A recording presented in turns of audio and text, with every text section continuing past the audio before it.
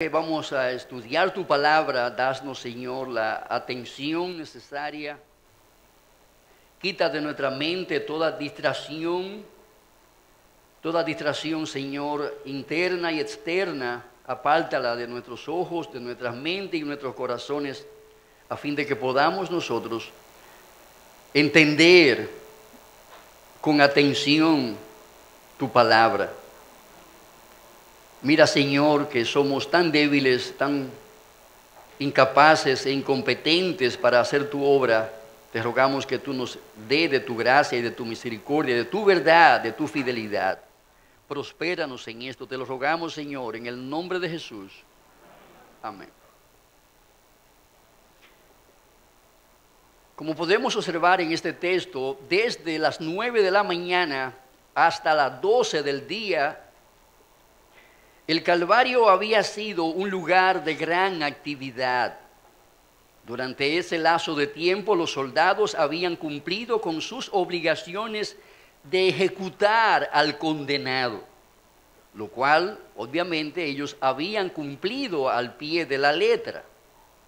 Cada parte de la pasión de Cristo y de su ejecución en general había sido llevada a cabo sin que faltara un solo detalle.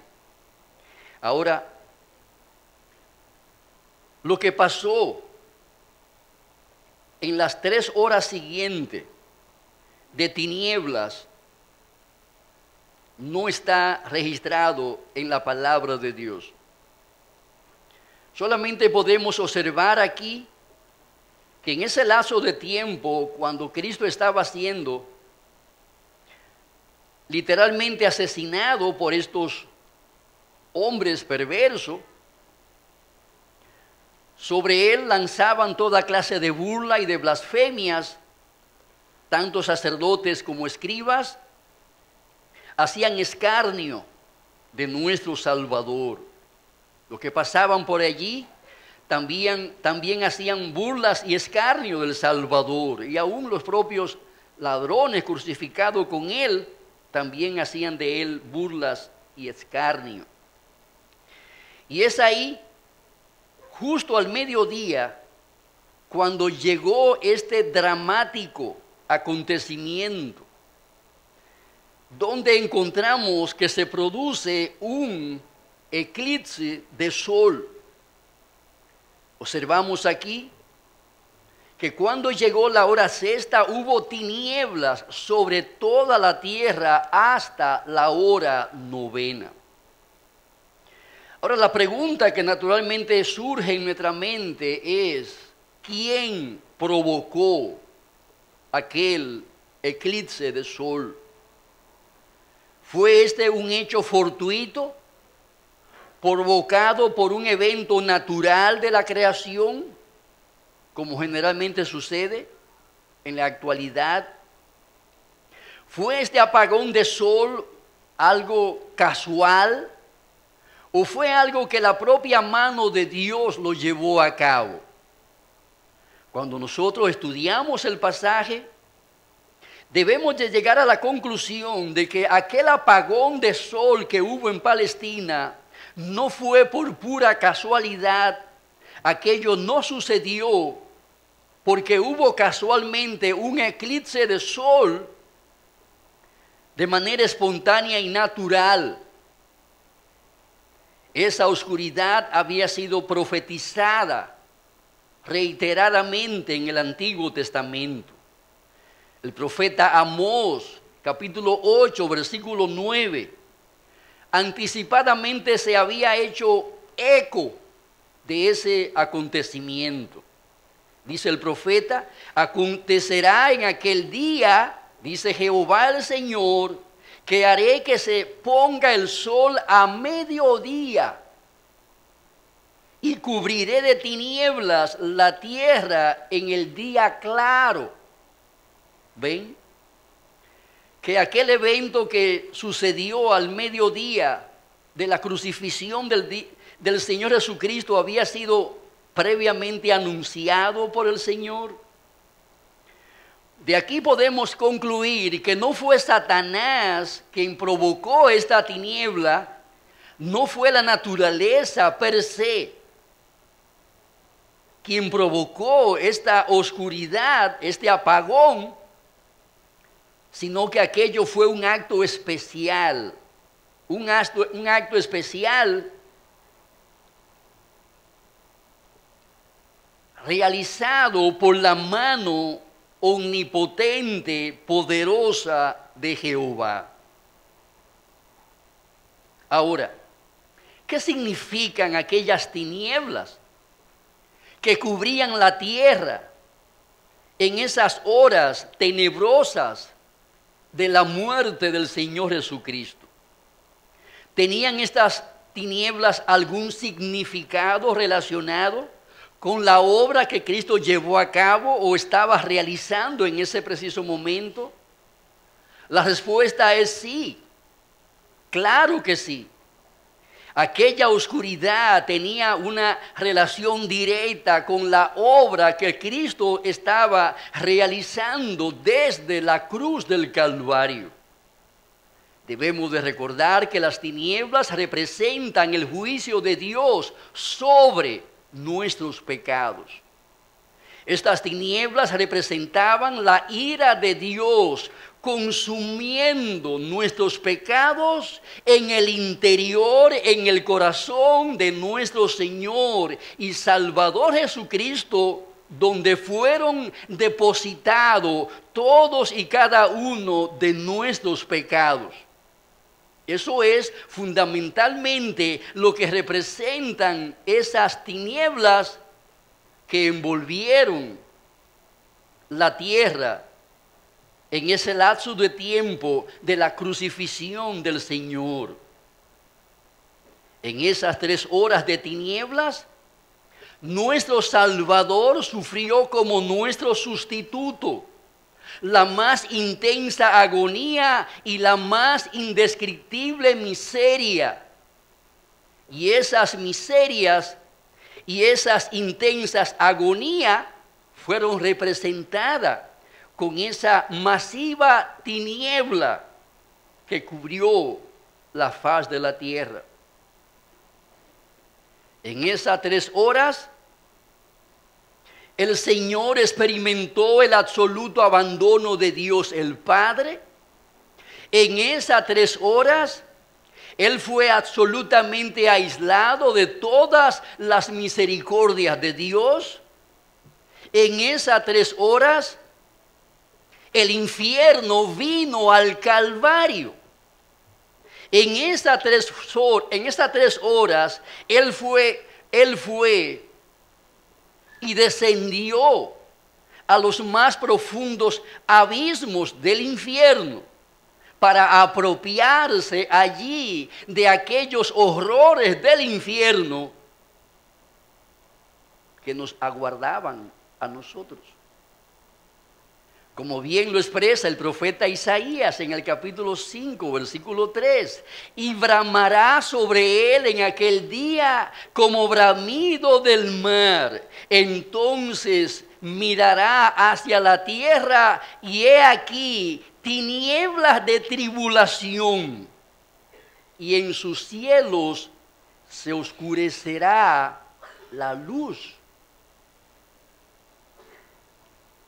El profeta Isaías también fue testigo anticipado de aquellos terribles acontecimientos que él llevó a cabo en esas 3 horas de oscuridad. Note cómo le llama Isaías, tinieblas de tribulación. Lo que el Señor estaba experimentando en su alma y en su cuerpo de manera masiva fue representado físicamente, fue puesto físicamente ante los ojos de aquellos testigos que participaron de su crucifixión.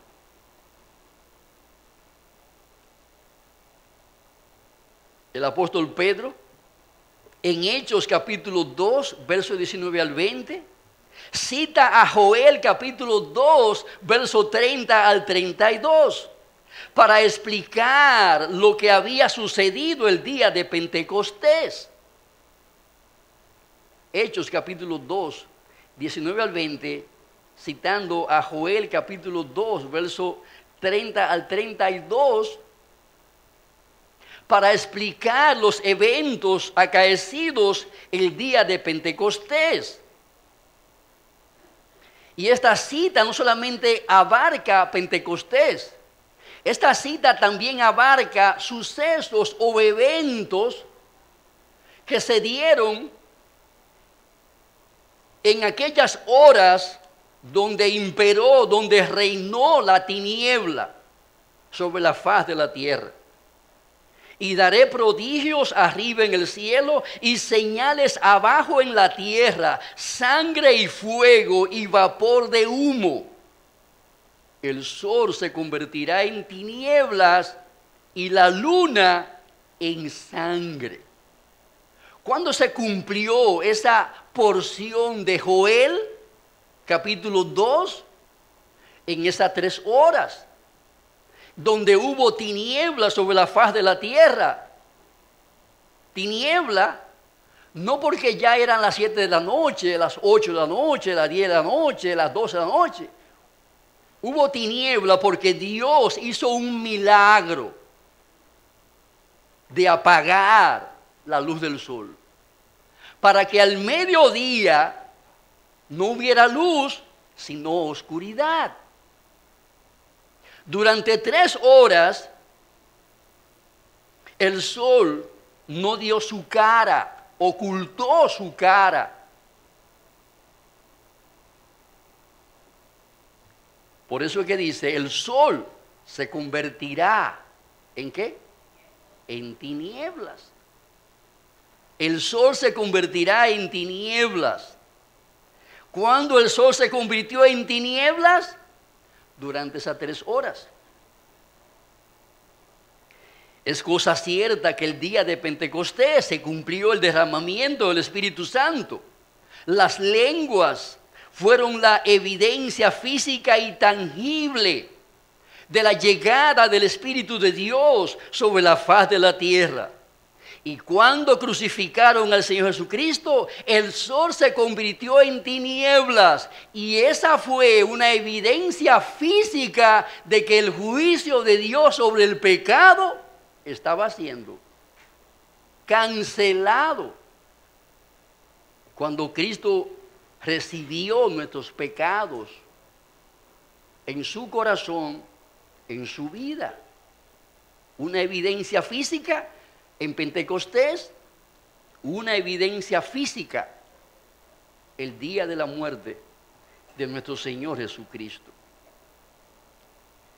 3 horas después de haber iniciado su agonía intensa, envuelto en esas densas tinieblas del juicio de Dios, Marcos nos dice que a la hora 9 Jesús exclamó con fuerte voz, Eloi, Eloi, lama sabactani, que traducido esto significa, Dios mío, ¿por qué me has desamparado? Versículo 34.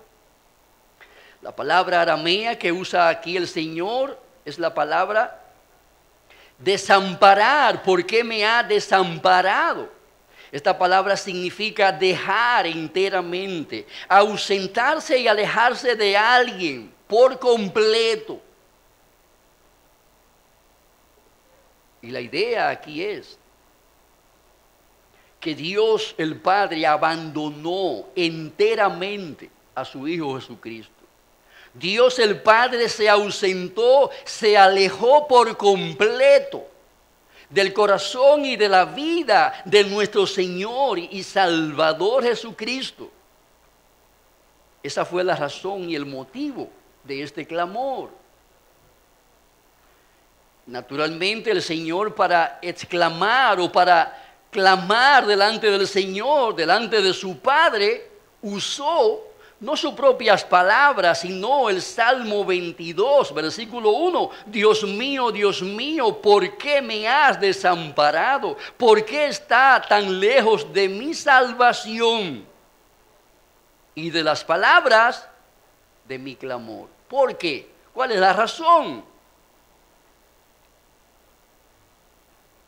Y esto es interesante, hermanos, porque esto nos indica, y lo vemos en otros contextos de la vida de Cristo, que el Señor siempre apelaba al Antiguo Testamento, citaba el Antiguo Testamento para llevar argumento de oración a la presencia de su Padre. Y creo, mis amados hermanos, que esta es una enseñanza pertinente para nosotros. Cuando nos hallamos inmersos en grandes agonías, en grandes desconsuelos, en profundo abatimiento y tristeza, en gran desolación, es prudente y es bíblico tomar pasajes del Antiguo Testamento para convertirlos en argumento de oración, para llevarlo delante del Señor. Cristo lo hizo. Y esa es nuestra escuela.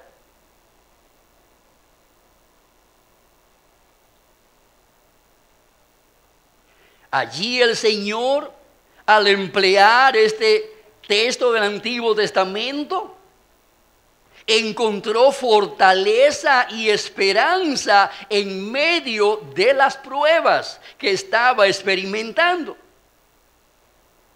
Y mis amados hermanos, aquello que le fue útil a Cristo en sus días, en una ocasión tan horrenda como aquella que estaba experimentando, sin lugar a duda que es útil para nosotros en el día de hoy, cuando estamos inmersos en tinieblas, envueltos en tinieblas y no vemos la salida. Apelad al Antiguo Testamento para encontrar fortaleza y esperanza en medio de la prueba.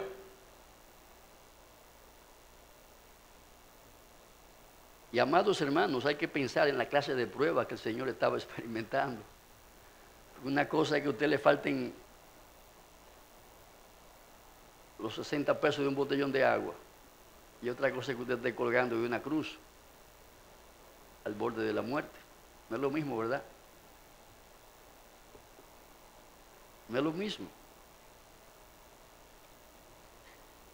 Aquí Cristo encontró fortaleza y esperanza tomando pasaje del Antiguo Testamento para lanzarlo al cielo como un clamor, como una súplica, implorando el favor de Dios. Aquellas tinieblas eran un símbolo de la agonía que experimentaba su alma, un símbolo del desconsuelo que experimentaba su alma, un símbolo de la tristeza y de la desolación que él estaba experimentando en carne viva, clavado en aquella cruz. Ahora, en medio de aquella oscuridad en que estaba envuelta su alma, brillaba el sol de la palabra de Dios. Recuerden que él no tenía en sus manos una Biblia, y allí empezó a leer lo que estaba en sus manos. Esa Biblia estaba en su cabeza, y ahí en la cruz la abrió y clamó con ella delante del Señor. ¿Ven la utilidad de memorizar la palabra de Dios? De tenerla fresca en la memoria, porque no sabemos a qué hora llega la prueba. No tenemos el control de cuándo habrá un eclipse y qué lo provocará. No tenemos el control de eso. No sabemos cuándo se nos apagará el sol de una vida confortable, saludable, vigorosa, próspera, bendecida, rodeada del amor de nuestros seres queridos. No sabemos cuándo se apaga ese sol. Y amados hermanos, qué bueno tener ahí la lámpara prendida, encendida. Porque si hay un apagón, y ella está prendida, ¿qué pasa? Usted se queda alumbrado. Si hay un apagón, usted se queda alumbrado si la mantiene encendida. No la apague. Porque usted no sabe a la hora que va a haber el apagón. Usted no sabe. Yo no sé a qué hora te sufriré un apagón. Porque yo no soy quien controlo los switches que mantienen la luz encendida. Yo no controlo eso. Ni usted lo controla tampoco. No sabemos a la hora en que experimentaremos ese apagón, esa oscuridad y agonía, desconsuelo, tristeza y desolación. No sabemos a qué hora del día ni cuándo acontecerá eso en nuestras vidas. Notemos que nuestro Señor Jesucristo, en medio de esa oscuridad, echó mano de la lámpara del Antiguo Testamento. Es obvio que él conocía ese versículo: lámpara es a mis pies tu palabra y lumbrera a mi camino. Amados hermanos, necesitamos lámpara cuando está oscuro. Necesitamos una lumbrera cuando estamos oscuros. Esa es la realidad. Y es allí donde la lámpara, donde la Biblia desempeña su papel, su función, su propósito en nuestras vidas. Porque no tenemos luz propia. Nadie brilla con luz propia en esta tierra. Todos dependemos de luz ajena. La luz de la gracia de Dios. Lo que sucedió entre las 2 y las 3 de la tarde está en blanco en las páginas de la Biblia. Ahora, lo que sí sabemos es que durante esas 3 horas de tinieblas en la tierra, Él sufrió agonías indescriptibles cuando cargó nuestros pecados. Durante esas 3 horas, Él fue hecho maldición por nosotros. Durante esas 3 horas, Él experimentó el juicio de Dios. Porque al que no conoció pecado, por nosotros lo hizo pecado, para que nosotros fuésemos hechos justicia de Dios en Él. ¿Cuándo sucedió eso, hermanos? En ese lazo de oscuridad, cuando el sol se puso al mediodía. Durante esas horas Él estaba siendo herido por nuestras rebeliones y molido por nuestros pecados, porque Jehová estaba cargando sobre Él el pecado de todos nosotros. Ahora, hermano, una pregunta que surge en este contexto es: ¿cómo pudo Dios abandonar a Dios? ¿Cómo pudo Dios abandonar a Dios durante esas 3 horas de tinieblas? La respuesta a esta pregunta es que Dios no abandonó a Dios, sino que Él abandonó, se ausentó, se alejó de la humanidad de nuestro Señor y Salvador Jesucristo. ¿Cuándo sucedió eso? Sucedió cuando Cristo cargó con nuestros pecados. De ahí el clamor: Dios mío, ¿por qué me has abandonado? ¿Por qué? Esta débil humanidad ha sido abandonada. Ahora, ¿por qué Dios lo abandonó a él? ¿Cuál es la respuesta a esa pregunta? ¿Por qué razón? ¿Por qué motivo? ¿Qué motivo tenía Dios, el Padre, para abandonar a Dios, el Hijo? La respuesta a esto es bien simple. Lo abandonó porque si Dios no lo hubiera abandonado en las manos de sus enemigos, Él no habría sufrido en toda su plenitud el castigo que merecían nuestros pecados.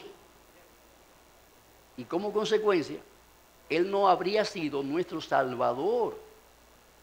Si Dios el Padre no lo abandona en manos de sus verdugos, Él no habría sufrido lo que sufrió y en consecuencia no habría podido saldar nuestras deudas con la justicia de Dios.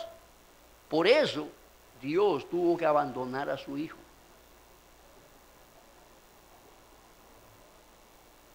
Si Él no hubiese sido abandonado, no habría podido hacerle honor a su nombre, con el cual le designó el ángel. Y pondrás por nombre Jesús, porque Él salvará a su pueblo de sus pecados.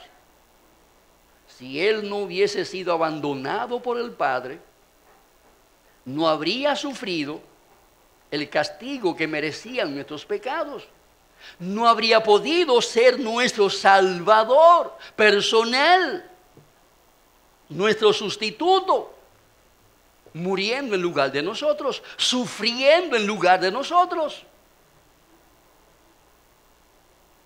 La hazaña de los enemigos de Cristo era tal que usaron su oración al Padre para burlarse de su mesianismo, como lo expresan los versículos 35 al 36. Cuando algunos de allí estaban oyendo esto, dijeron: mirad, llama a Elías. Los enemigos de Cristo, dice un autor, usaron el parecido que hay entre el nombre hebreo Elí, traducido Elías en español, y el vocablo arameo Eloi, que significa Dios mío, para decir que estaba llamando a Elías, porque entre los judíos había la creencia de que Elías volvería para introducir al Mesías a Israel. Creían que Elías volvería junto al Mesías por un tiempo, como ayudante y libertador de los que se hallaban a punto de perecer. Esa era la creencia popular que había en Israel.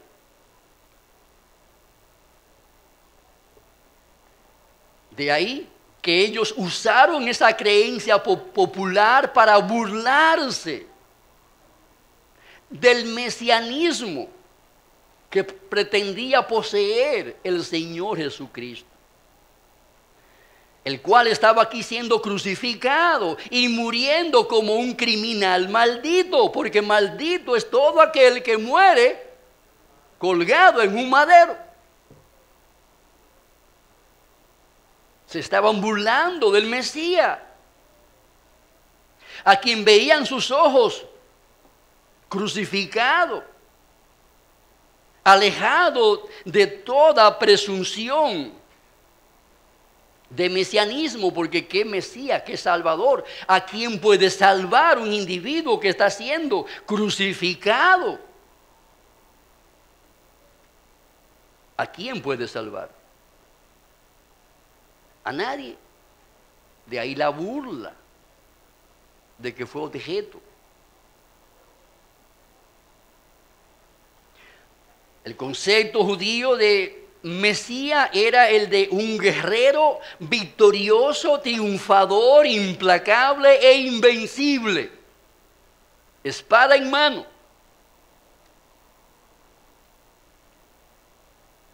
que ocupaba el trono para liberar a Israel de la opresión de Roma. Ese era el concepto que había allí.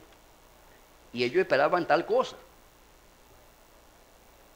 Finalmente tenemos el evento culminante de la crucifixión del Señor Jesucristo, su muerte. Entonces, con un fuerte grito, Jesús expiró, dice el pasaje.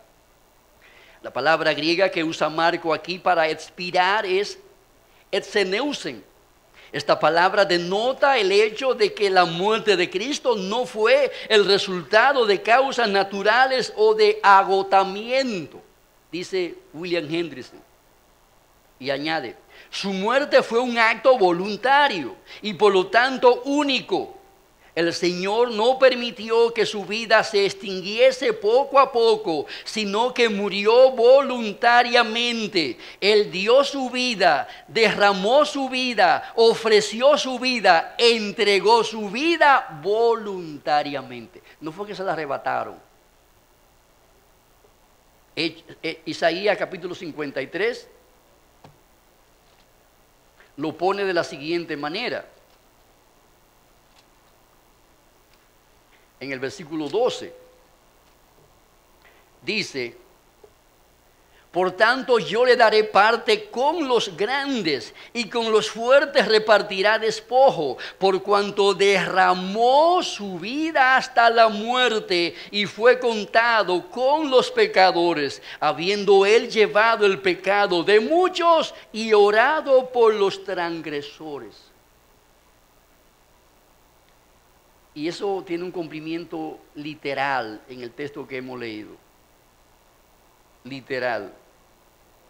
Él derramó su vida hasta la muerte. No fue que se la derramaron, que alguien la cogió y la tiró al piso. Esa no es la idea.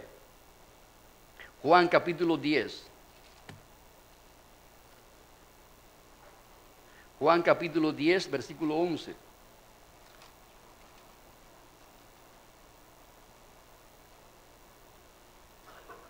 Y verso 15.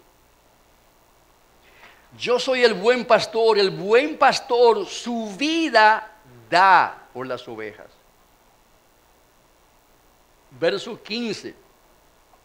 Así como el Padre me conoce y yo conozco al Padre y pongo mi vida por las ovejas. Cristo puso su vida, derramó su vida. Él lo hizo. No fue que el diablo se la arrebató, se la quitó. Como bien apunta aquí William Hendrickson.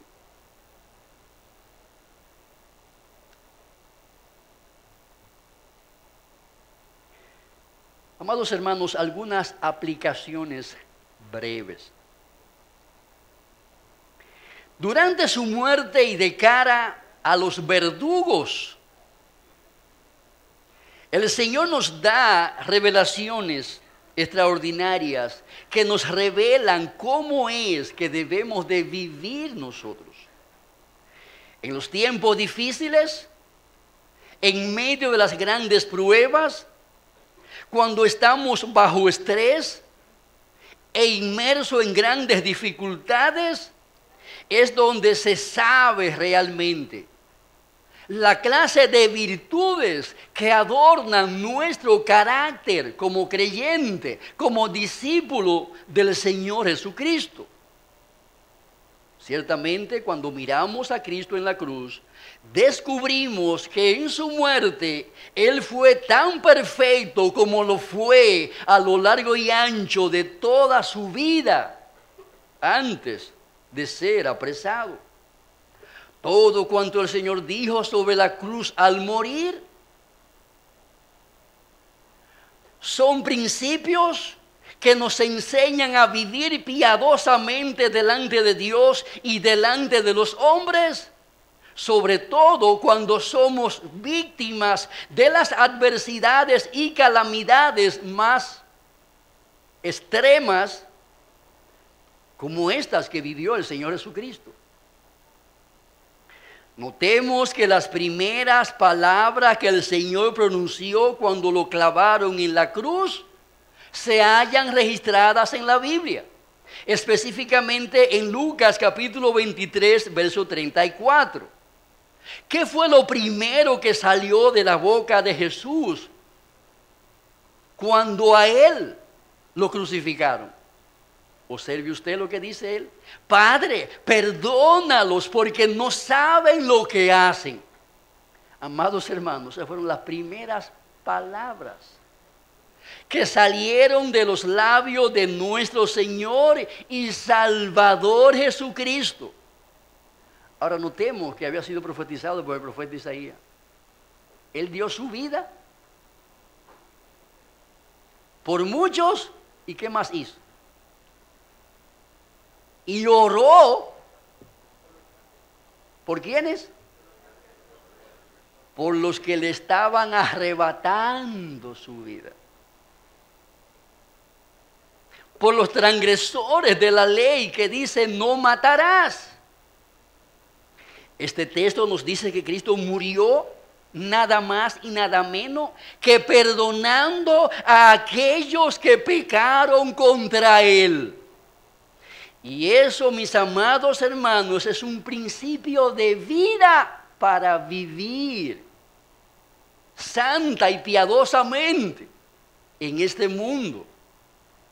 De grandes sufrimientos, de grandes tragedias, de grandes males que experimentamos o que nos hacen experimentar el diablo, el mundo y sus habitantes. A quienes le habían hecho lo peor que se le puede hacer a un ser humano, observad que Él le devuelve lo que le estaban haciendo, orando e intercediendo por ellos. Lo vemos aquí intercediendo, pidiendo el favor de Dios para con esa recua de malhechores que lo humillaban, lo vejaban y le arrebataban la vida. Aquel por quien el mundo fue hecho, vino al mundo, pero el mundo, observe cómo le pagó. El Señor de la gloria habitó entre los hombres, pero observe cómo los hombres le desecharon. No vieron en Él ni la más remota de las bellezas. No vieron en Él absolutamente nada que fuera loable, porque sus ojos habían sido cegados por el pecado. Vemos cómo esos implacables enemigos de Cristo, en su saña, se aseguraron de que Él muriera de la manera más vil, de la manera más degradante, de la manera más vergonzosa, de la forma más dolorosa que podía morir un ser humano. Ellos se aseguraron de que muriera así, de que experimentara en toda su crudeza esa clase de muerte vil, degradante, vergonzosa, a la que fue sometido. Y amados hermanos, en medio de esa realidad en que Él estaba sumido, en esas circunstancias, lo más natural es que Él clamara a Dios pidiendo ¿qué? Pidiendo fuego. Lo más natural es que Él ahí se convirtiera en un Boanerges, en alguien que tronaba pidiendo nada más y nada menos que fuego, un rayo desde el cielo, para que consumiera a aquellos malhechores. Lo más natural es que Él clamara pidiendo maldición y venganza sobre sus asesinos. Eso es lo natural. Amados hermanos, pero Él no hace eso. Él no hizo eso. Lo primero que Él hace cuando abre su boca colgado de esa cruz es pedir el bien de aquellos que lo estaban asesinando. Lo primero que Él hace es orar pidiendo intensamente por aquellos que lo estaban asesinando, arrancándole su vida. Eso es piedad, mi hermano. Eso es piedad en acción. Eso es fe en acción. ¿Qué usted cree? Eso es virtud en acción. Es ahí donde brilla la piedad. Es ahí donde brilla la fe. Es ahí donde brilla el amor por las almas perdidas. Ahí es donde brilla. Ahora bien, observemos que detrás de esa oración por perdón, vemos que el Señor tenía un conocimiento cabal un entendimiento completo de la condición miserable en que se encontraba el corazón de aquellos que lo estaban crucificando. Señor, perdónalo. Razón, porque no saben lo que hacen. Perdónalos porque no saben lo que hacen.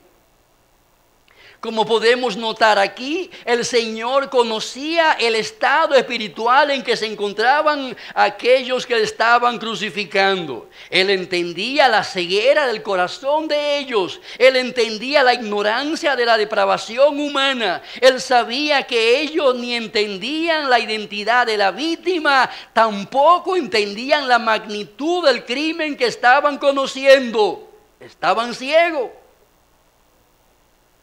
Ellos no sabían que estaban matando al príncipe de la vida. Ellos no sabían que estaban ejecutando a su creador y a su juez. No sabían eso. Perdónalo porque no saben lo que están haciendo. Por esa realidad o con esa realidad en mente,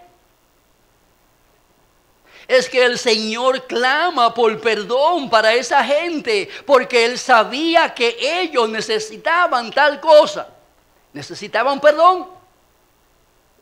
Y amados hermanos, eso es un enfoque bíblico para tratar con los pecados ajenos, con la maldad ajena, con la maldad de aquellos que nos hacen daños, que procuran otro mal. Sobre todo cuando les hemos hecho mucho bien.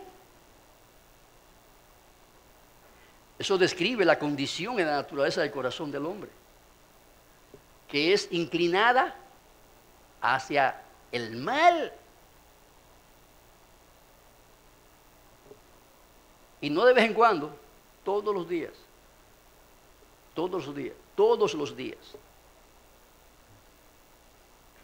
El Señor conocía al dedillo la necesidad que experimentaba aquella gente. Y lo sabía, mis amados hermanos, porque el perdón era la única manera que ellos tenían para poder encontrar a su creador y a su juez. El perdón era, sin lugar a duda, la mayor de todas las necesidades que esta gente padecía. Porque solamente siendo perdonado, ellos podían conocer el gozo de caminar con Dios, el gozo de caminar con Dios. Solamente siendo perdonados ellos podrían ser herederos del reino de los cielos. Solo siendo perdonados podrían experimentar el gozo que Dios le brinda a todos aquellos cuyas iniquidades han sido y son perdonadas. Cristo sabía esa realidad.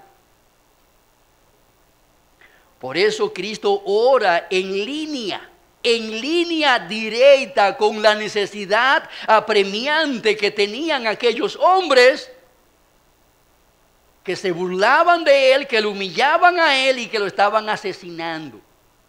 ¿Cuál era la mayor necesidad que esa gente tenía? Ser perdonado. Perdónalo. Y amados hermanos, es interesante observar esto, porque nos dice a nosotros que Cristo estaba más preocupado. Estaba más preocupado por el perdón de esa gente que por su situación personal, que por su circunstancia. Estaba más perdonado por el perdón que esa gente necesitaba que del hecho de que lo bajaran de la cruz a Él.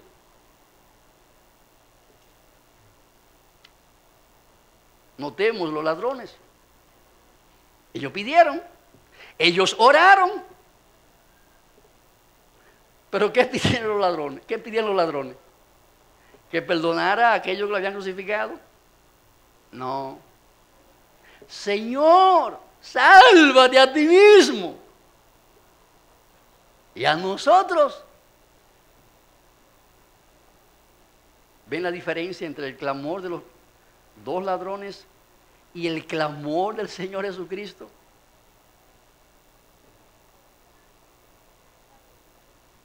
Él estaba preocupado por la necesidad que tenía esta gente. ¿Y cuál era su necesidad mayor? La necesidad de ser perdonado.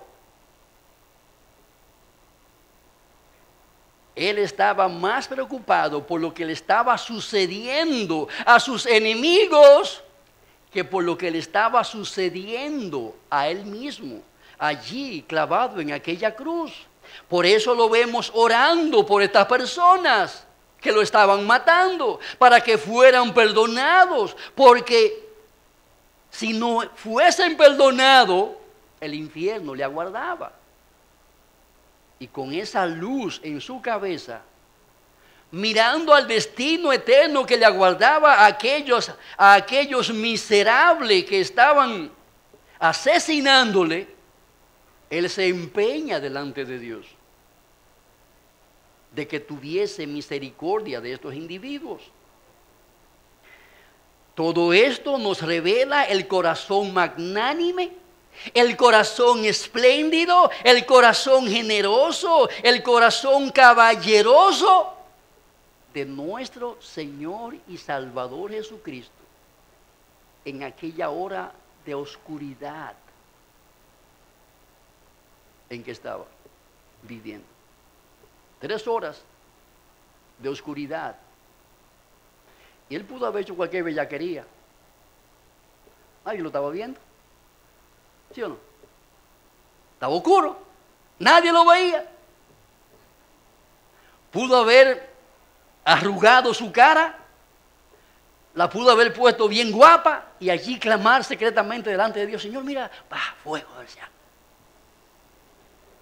Sin embargo, hermano, a pesar de que estaba oscuro a su alrededor, allí preservó, mantuvo su corazón magnánimo, espléndido, generoso, caballeroso, buscando el bien de quien tanto mal le estaban infringiendo. Eso es piedad en acción, mis hermanos. Eso es ser cristiano. Eso es ser piadoso. Esa es la revelación más genuina que podemos observar de un corazón puro. De un corazón puro para con Dios y puro para con los hombres. Pedro dice: a quien cuando le maldecían, no respondía con maldición. Cuando le insultaban, él no respondía con insultos, sino que oraba por ellos, intercedía por ellos, clamaba intercediendo por quienes le maldecían, por quienes le insultaban, por quienes le agredían, por quienes lo estaban asesinando. Eso es piedad en acción. Amados hermanos, esto nos indica a nosotros que el perdón es la necesidad más grande que tiene todo ser humano. La necesidad más grande que tiene todo ser humano es la de ser perdonado. Porque es la única vía para evitar el infierno que te aguarda a ti, es haber experimentado el perdón de tus pecados. Por eso Cristo aquí está clamando, intercediendo, siendo el mediador entre el Padre y esos criminales que lo estaban matando a él.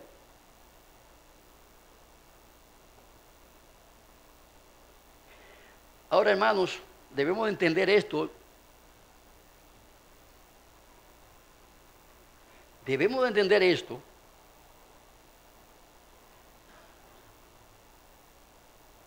de la siguiente manera: aquellos por quienes Cristo estaba intercediendo estaban allí en lugar tuyo y en lugar mío. Tú y yo estábamos representados en esa cuadrilla de hombres inicuos que estaban cometiendo ese crimen atroz. De manera que cuando él allí oraba por aquellos individuos, no oraba por el grupito que estaba allí, haciendo de la suya. Estaba orando por todo y por cada uno de aquellos que habrían de ser recipiente de su gracia. Cuando haya puesto su vida por muchos, orará por sus transgresores.